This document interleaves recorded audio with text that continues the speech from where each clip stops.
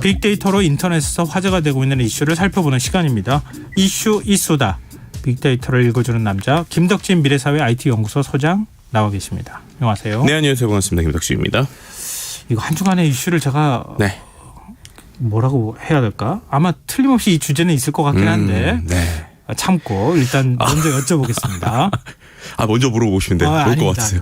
아닙니다. 아껴둬야 될 것 같아요. 일단은 혹시 이제 뭐 오늘 우주 얘기 혹시 이제 말씀드릴 거는 저희가 분석은 어제까지다. 그래서 오늘 얘기는 없다라는 거 일단은 먼저 깔아야 됩니다. 괜히 이제 우주 얘기는 오늘 이야기이기 때문에 아마 알겠습니다. 다음 주에 좀 나올 것 같고요. 이번 주에 좀 인상 깊었던 게 이제 언급량이 한 지난주에 비해서 한 거의 200만 건 이상 줄었거든요. 네. 그랬는데 상위권에서 증가율이 급증했었던 주제가 지난주랑 똑같습니다. 뭐냐? 경제. 요즘 걱정하시는 분들 굉장히 많고 주식 투자하셨던 분들은 걱정이 태산이더라고요. 그러니까요. 키워드가 자이언트가 나왔는데 역시 자이언트 스텝이라는 키워드 때문이라고 보시면 될 것 같아요. 우리가 좀 코너 오래 했는데 2주 연속 경제 1위인 게 처음이거든요. 그만큼이나 이제 증가율이니까 그 전주보다 얼마큼 늘었냐라는 건데 그 지난주에도 상당히 충격이었는데 충격이 더 컸다라는 거를 언급량의 증감만 보더라도 좀 알 수 있는 것 같아요.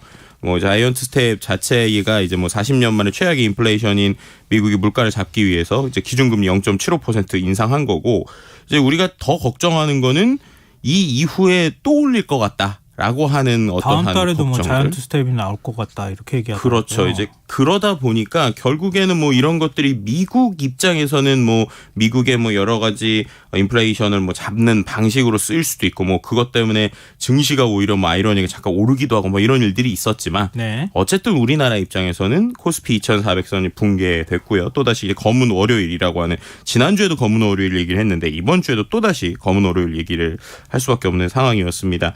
코스피 지수가 종가 기준으로 월요일 기준입니다. 1년 7개월 만에 2,400선을 내줬고 코스닥 지수 역시 2년 만에 최저치로 떨어졌죠. 또 원달러 환율이 장중에 이제 연고점을 돌파해서 1,300원 돌파 눈앞까지 갔었고요.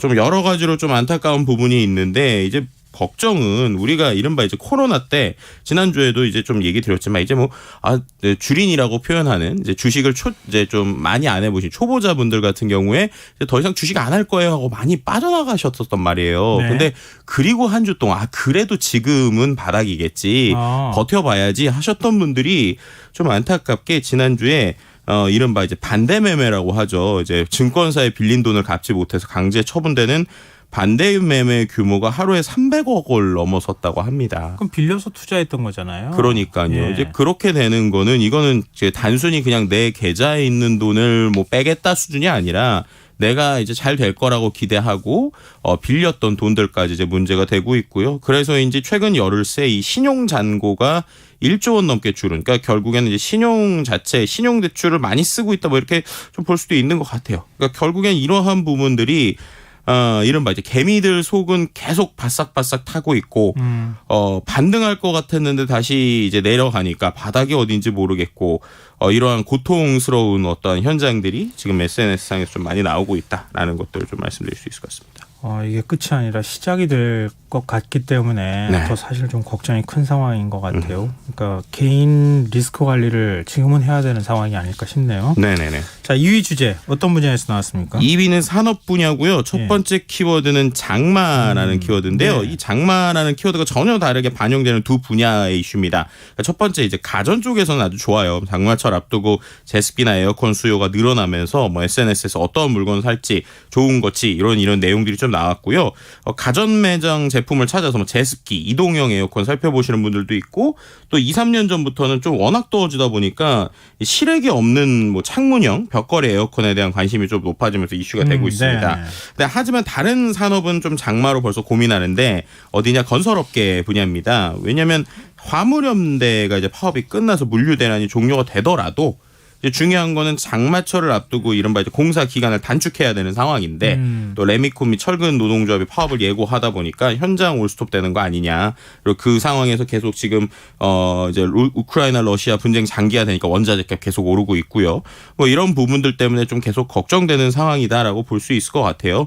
거기에 또 이제 장마도 이제 좀 있다 보니까 결국에는 이제 평년 장마 기간이 오는 26일부터 7월 26일까지 한 달 정도로 보고 있는데 그럼 이제 비 오기 전에 다른 건물로 레미콘을 이제 빨리 이제 단단하게 타설을 해야 되잖아요. 근데 네, 그런 그렇죠. 부분에서 지금 다른 것보다 레미콘 노동조합이 파업을 혹시나 이제 되게 되면 그렇게 되면은 결국 그 기간 안에 못해서 장마까지가 지나가면 또 이제 두세 달 이상 이제 공사 현장이 늘어나는 것이 아니냐라고 하는 이러한 걱정들이 지금 있는 상황이다. 뭐 이렇게 좀 말씀드릴 수 있을 것 같습니다. 산업 분야에서 또 다른 키워드가 있다고요? 네, 또 다른 키워드 재무라는 키워드인데요. 이게 뭐냐면 이제 우리가 말하는 그 재무 상태 뭐 이런 키워드인데 에어컨 이제 앞서서도 말씀드렸지만 트는 시기가 뭐 우리가 이제 제일 고민하는 게 전기요금 관련 얘기잖아요. 네. 근데 이제 요금 인상 카드를 내놓은 한국전력에게 정부가 재무 상황 악화에 책임을 지고 뭐 기관장들의 성과급 반납해라 뭐 이런 내용들이 좀 화제가 되면서 분석된 키워드고요.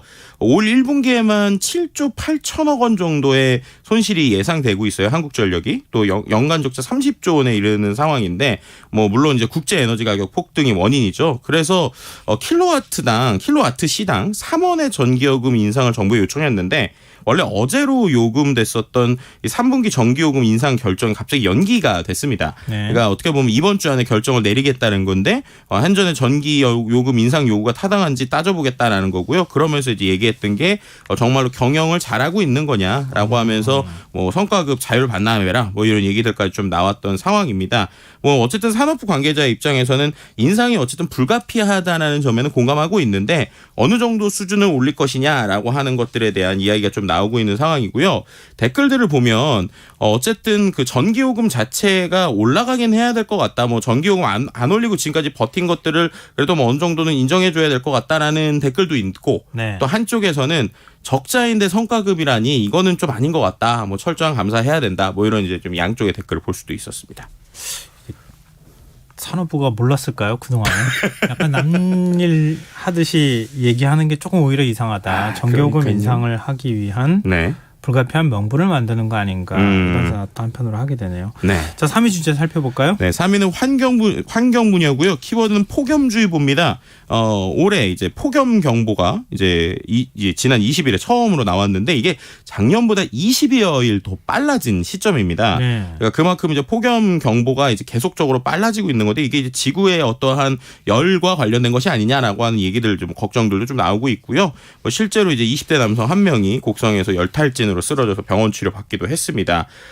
이제 폭염 경보라는 것 자체가 체감 온도 일최고치가 35도를 이틀 넘게 이제 올라가는 상황까지도 있는 상황에서 발령이 되는데 계속 이러한 지금 그 폭염주의보가 늘어나고 있고요. 이러한 것들에 대한 걱정들이 좀 늘어나고 있다라고 볼 수 있을 것 같습니다.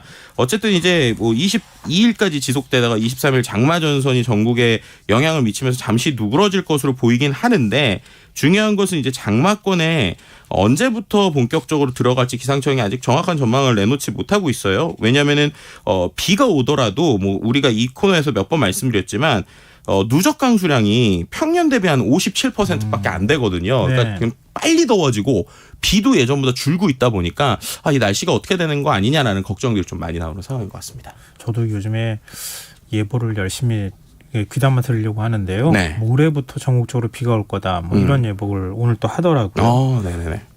꽤 많은 비가 내릴 거다 이렇게 얘기를 하고 있는데 비 피해는 없고 가뭄은 좀 해결됐으면 좋겠네요. 네.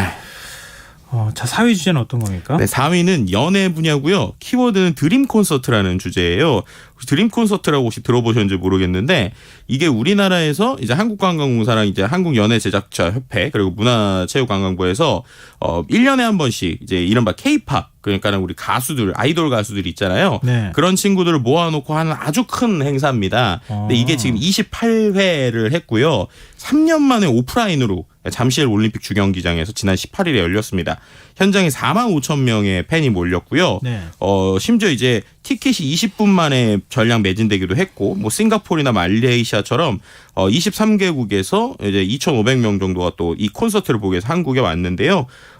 좀 정말 이제 좀 대규모였다고 느낄 수 있는 것들이 실제로 이제 팀 자체, 그러니까 가수들만 해도 27팀이고요. 27팀이 쭉 그 노래들을 부를 때 그 각 팬들의 엄청난 열기들이 좀 느껴졌다라고 하고, 마지막에는 27팀이 함께 노래 부르는 어떤 현상들도 있었다고 합니다. 이제 그만큼 K-팝의 어떠한 능력들이 이제 다시 이제 사람들에게 보여주고 있는 건데, 좀 흥미로웠던 것 중에 하나가 이제 말씀드린 이 K-팝 아이돌 콘서트가 지금 한 28회 정도 했다고 그랬잖아요. 네. 근데 이번에 그 다음날 1회로 했던 게 있어요. 뭐요? 뭐냐면 드림 콘서트 트롯이라고 하는 콘서트가. 트롯이란.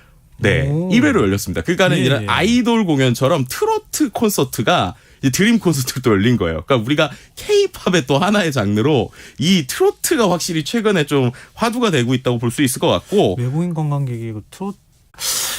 네.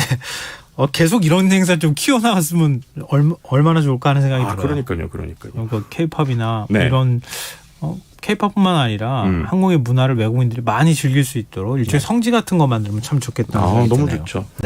자, 마지막 5위 주제는 어떤 네, 겁니까? 혹시 예상했던 키워드가 이것 아닐까 싶기도 하고 나오셨는지 안 나오는지 잘 모르겠는데 네. IT 과학 분야고요. 키워드는 무덤입니다. 무덤.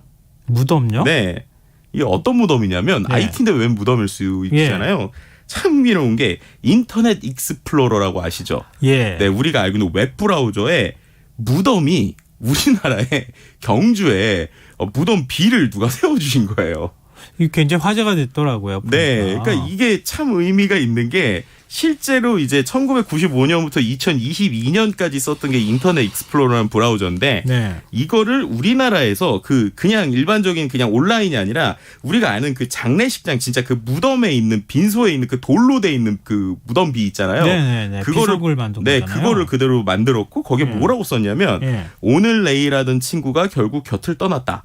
부모도 버린 자식이라 그런지 아무도 빈소를 마련해주지 않아서 경주에 있는 본인 친형에게 부탁을 해서 본인 친형의 카페 위에다가 이걸 만들었다고 합니다. 근데 이게 참 의미 있는 게 이게 친구가 이제 부모도 버렸다는 게 마이크로소프트도 인터넷 익스플로러를 거의 버리다시피 했거든요. 이제 포기하겠다는 거잖아요. 그렇죠. 이제 그래서 아무도 이제 관심을 안 갖는데 우리가 관심을 가졌다는 거고, 또 거기에 또 재밌는 게 he was good to download other browser라고 썼는데 그게 뭐냐면 그 익스플로러는 다른 브라우저를 다운로드 받는데 좋은 도구였다. 그러니까 우리가 윈도우 깔면 어쨌든 익스플로러가 있잖아요. 네, 그렇죠. 그러니까 그리고 나서 다른 걸 받기 위해서 이걸 설치했다. 뭐 이런 것들이 좀 우스갯소리도 있었는데 어쨌든 한 시대를 풍미했고 특히 우리나라에서는 좀 이슈가 됐었던 이 브라우저가 이제 서비스 특히 보안이 이제 종료되다 보니까 뭐 이런 좀 화제가 되는 것들이 좀 나오기도 했었습니다. 근데 익스플로러 지원이 끊기면 어떻게 되는 거예요? 그러니까 여기서 이제 중요한 건 이 얘기를 꼭 드려야 되는데 그러면 실행 자체가 안 되느냐? 그렇진 않습니다. 그러니까 인터넷 익스플로러가 깔려 있는 컴퓨터에서요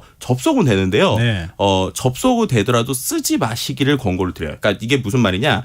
이제 지원이 끝났다는 건 한마디로 쉽게 말하면 AS 안 해주겠다. 바이러스 보안 걸려도 패치도 안 하겠다. 고쳐주지 않겠다. 그러니까 마치 이거는 에어백 없는 자동차를 정말 마음껏 타는 거랑 똑같은 원리라고 보시면 돼요. 그래서 지금 뭐 바이러스나 여러 가지 보안의 이슈에서 문제가 익스플로러에서 발견이 되다 보니까 네. 결국 마이크로소프트도 아예 브라우저를 바꿔버린 거거든요. 근데 국내 몇몇 사이트는 여전히 돌아가고 있어요.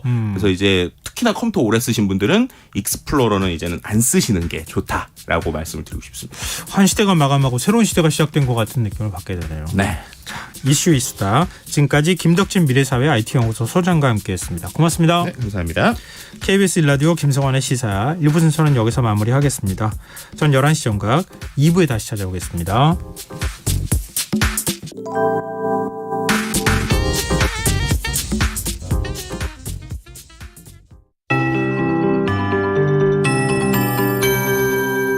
KBS 58분 날씨. 지금 서해안과 동해안, 제주도 해안을 중심으로 안개가 짙어지고 있습니다. 이 지역은 내일 아침까지 가시거리 200m 미만의 짙은 안개가 낀 곳이 있겠고 그 밖에 내륙 지방에도 안개가 낀 곳이 있겠습니다. 또 짙은 안개로 이슬비가 내리는 곳도 있겠습니다. 교통안전에 각별히 유의하시기 바랍니다.